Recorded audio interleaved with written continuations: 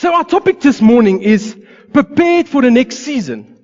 Or you can say it this way: God prepares you before He promotes you.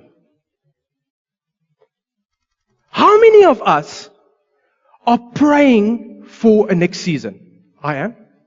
We all are, right? Maybe you are praying for a new job. Maybe you're praying for a stronger marriage. Maybe a growing ministry. Healing, even breakthrough in areas of your life. We all love the idea of what is next. But what if God is more concerned with preparing you for the next season than to simply bring you into it? God maybe priority isn't to promote you quickly, but to rather prepare you deeply. The truth is, God is not against promoting us. No. He loves to bless us. He loves to promote us. He loves us. We are His children. He loves to bless us with the plans and the purposes that He's got for our lives. But God knows a promotion without preparation can become a burden instead of a blessing. Now I remember when was the last bloom? 5 years ago, the first bloom. 5 years ago, at the women conference, we were in St. Dom's. And I was praying, and we were worshiping, and I asked God, what happened to all these promises that you made to me? Is it not going to happen anymore? What's going on? And the Lord said to me clearly, you are not ready. I didn't want to hear that. But God was honest with me. You are not ready. The plans that I have for you, you are not ready for.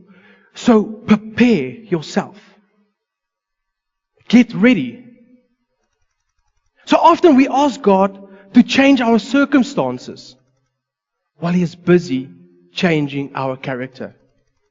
I think if you look back on your own life from now and 5 years ago, you will see change in your life.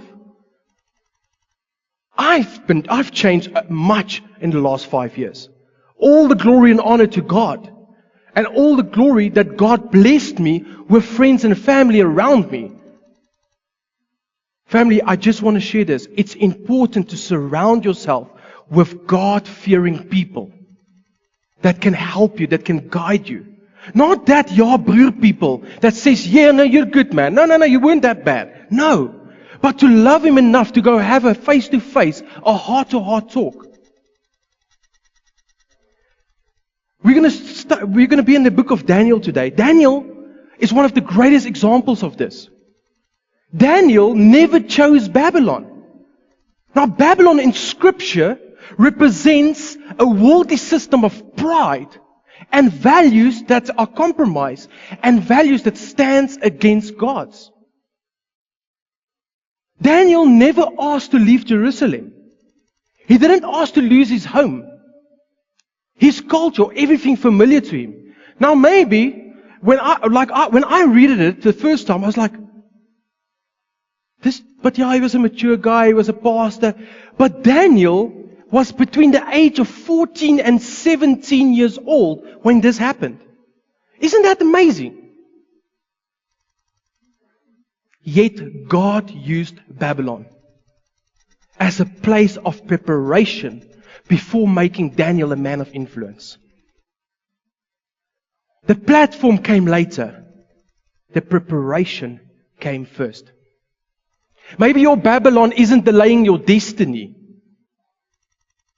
Maybe it's preparing you for it. Family, God knows your plans much better than we do. God knows where He wants me in 5 years more than that I can ever imagine. Don't you want to turn to Daniel 1 verse 3 to 7? Daniel 1 verse 3 to 7. Luckily, my Bible remained untouched, unwiped, undeleted, not like my iPad. So Daniel 1 verse 3.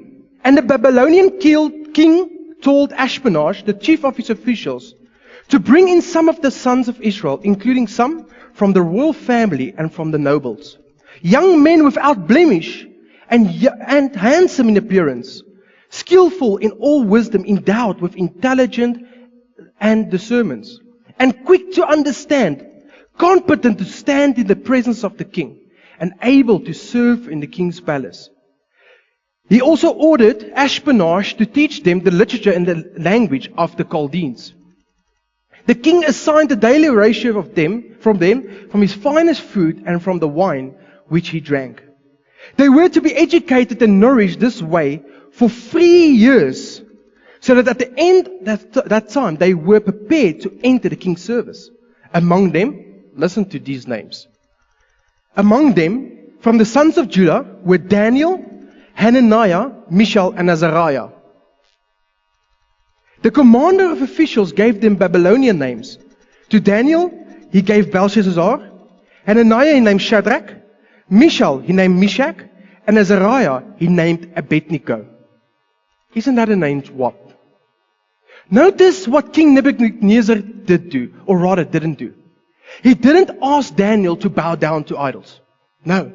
He started with his identity. See how clever the devil is. He's a sneaky man. He removed Daniel from his home. He removed him from his family. He changed his language. He surrounded him with Babylonian culture. Remember I said, surround yourself with God-fearing people. Surrounded himself with Babylonian culture. He changed his education, and then he even changed his name from Daniel to Belshazzar. What a name! None of this was an accident.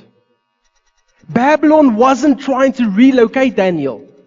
He was trying to recreate him. Daniel means God is my judge. Belshazzar, that's on purpose. It's a Babylonian God's name, says Bel will protect. The same happened to his friends. The enemy wanted them to forget who they belonged to. The enemy still does the same today. We all know that. He whispers in our ears, you are not enough. You are your mistakes. You will never change. You have no purpose. But what does God say? God says, you are my child. You are chosen. You are loved. You are forgiven. You have purpose. The greatest battle is often not around our circumstances. It's around our identity. If the enemy can make you question who you are, he can stop you becoming who God created you to be. Don't listen to noise. Listen to God. Notice something here. Daniel accepted the new language. He accepted the new education. He even answered to Belshazzar. But when Babylon tried to change his convictions, his beliefs, his principles, he drew a line. He says, no way. It's non-negotiable. People can call you something different without changing who you are. You only lose your identity when you believe the world's label of what and who they say you are more than what God say about you. Now you think you're the only person that's facing those battles. But Jesus faced similar battles. In Matthew 3, verse 17, we see where Jesus got baptized and a voice from heaven said, "For this is my beloved Son." Right? We all know that, right? And then just a little bit further, in Matthew 4, the enemy came to Jesus when Jesus was in the desert. And he says, "Hey, if you are the Son of God." Do you see the difference? God says, "For this is my Son, who I am well pleased and delighted." And the enemy says, Are you? If you are, before attacking Jesus' ministry, the enemy tried, listen, that's the key word. He tried to attack Jesus' identity. Because the enemy knows identity comes before destiny. Don't listen what the enemy say you are, who he thinks you are, because he knows you're not that, because that's why he's telling you that. Trust God. Go study the Word of God. Meditate on the Word of God that you know whose you are, who you belong to. God loves you. If that's not the case, He would have never sent His Son for you. So I had this illustration while I thought about, but I'm just going to sum it up a little bit. You know aeroplanes, right? Some people believe they are magic. They just... How many of you heard about an aeroplane that went up this morning and landed a little bit later? But what if there was an accident? What's the chance that you would have been informed? Even if it's not family, you'll see it on the news and so on. Why? Because the world wants you only to focus on the negative. It only wants you to be depressed. It doesn't want you to be excited. But we trust pilots. That dude sits in front there. You don't know what he's doing. You can't do it better. You just trust him. So why don't we trust God? Now, we're in a little bit of a similar situation where, as Dustin shared just now, of the building that was sold. And I agree with Dustin. We are all like, Lord, do you know when it got tough really for me? Last Sunday. As this family worshipped, I'm like, Lord, do you see what we can do? Lord, do you see what we can do to glorify you in this house? In this building? But I've got peace that God's got a plan. Right? Tell somebody next to you, God's got a plan. God sees the entire journey. God doesn't just see here. He knows the destiny. Maybe this place is not for us. Let's trust God. Maybe God is protecting us for something that we aren't aware of. I can testify of so many times that this happened in my life. Where I go this way, I'm sure about this, but the Lord protects me and He makes a U-turn. I honestly believe that God, whatever His plan is, He is preparing us and He's preparing the place.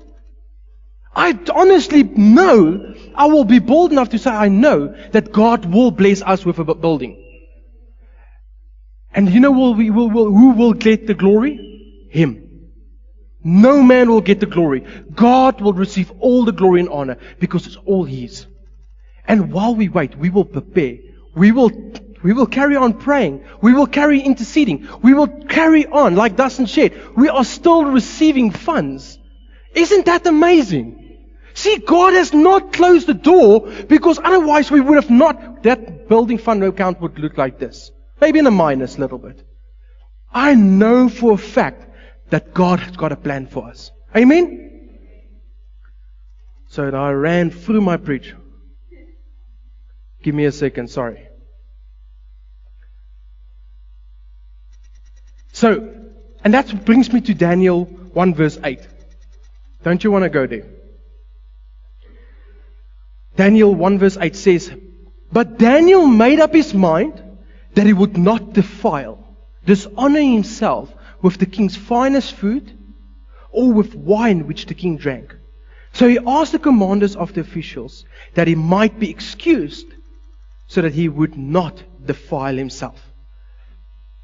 This verse is for me so powerful.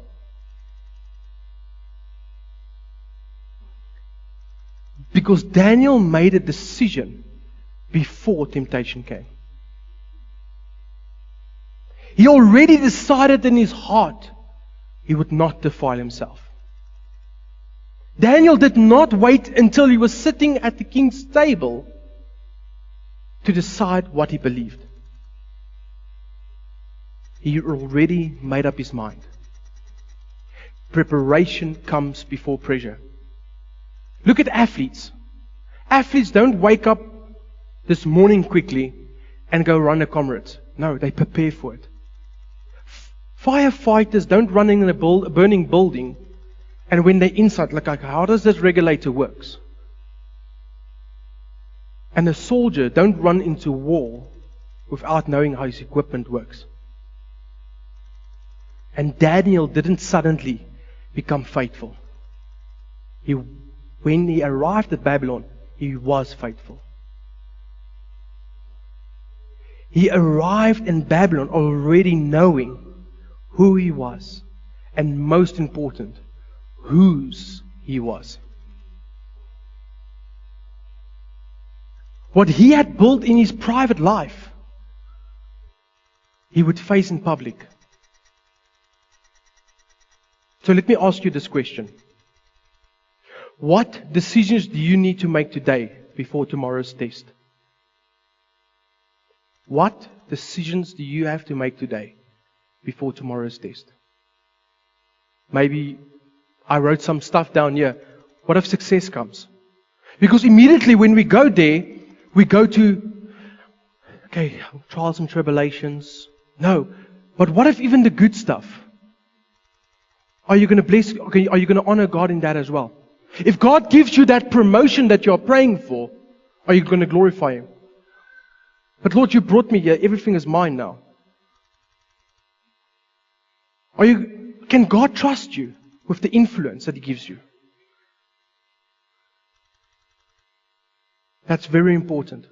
Maybe you're praying for a relationship, but will you honor God in that relationship? Yeah, but the world does that. That's the world's problem. May we just be tools that God can use to correct them and guide them.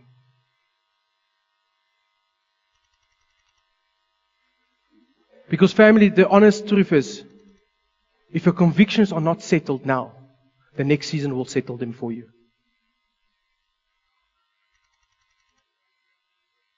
You cannot wait until you're under pressure to decide what you believe. You cannot wait until temptation comes to decide what you will stand for. Decide now. Decide today. Prepare now. Settle it now. Ask God. Because like I said, preparation happens before the pressure. Don't you want to turn to Daniel 1:17 to 20?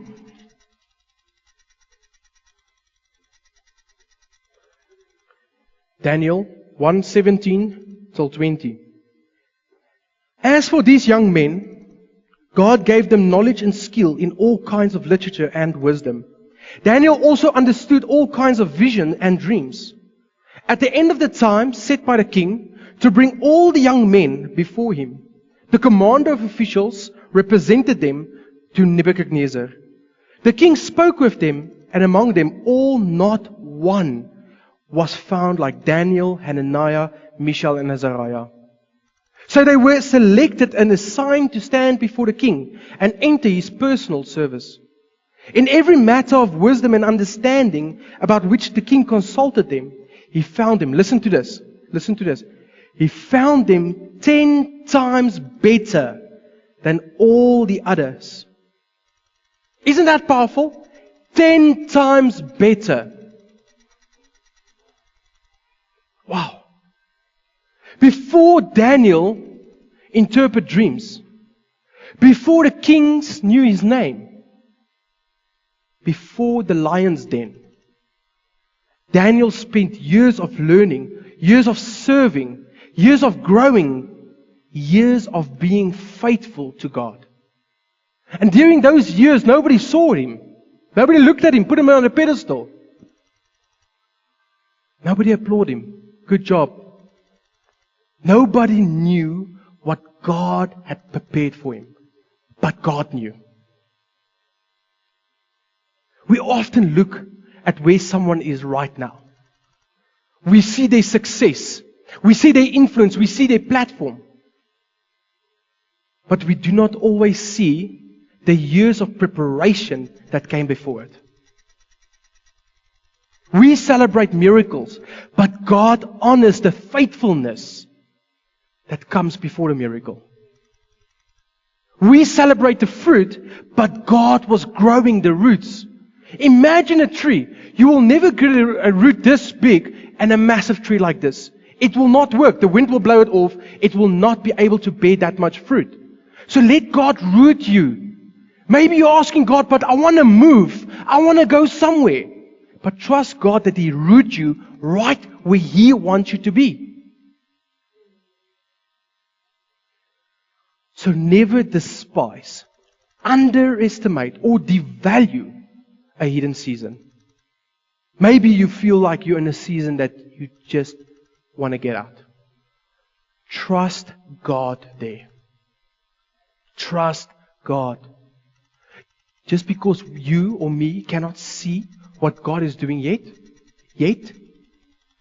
does not mean He's not doing it. I promise you. You know that song, Waymaker, Miracle Worker? Even if I don't see it, I know that you are working. I've got no doubt. God may be growing your roots before He grows your fruit. God may be building your character before giving you more influence. Maybe He's preparing you privately before He wants to use you mightily publicly. The bigger the assignment, the bigger the preparation will require. Sometimes we ask God for the next season. Like, I'll be bold enough to say, Lord, just give us the building. Just give us our building. But what if God is preparing us for that season? And we are rushing God. Maybe God is preparing us in the season that we are now for a reason. I can't tell you. Ask God. Trust God. Sometimes we ask for influence, but God is working on our character. So family, do not waste your hidden season. Trust God. Be faithful. Learn. Grow. Pray. Pray. And serve in God's kingdom. Every new season requires new trust. Amen? Many years later, Daniel is an old man. The season has changed. The kings has changed. Governments has changed. Circumstances has changed. But God has not changed. And it's a new season, but the same faithful God. Family, you can trust God. He is the same God. Just for free. I'm so glad that God never gets tired of me. He's never getting tired of spending time with me. Because I can complain to the Lord. I can. And that's the right place to do it. Go speak to God about anything. He says, cast your burdens to me. Cast it to God. If you feel like you need to unravel, do it at the feet of Jesus. It's a safe place, I promise you.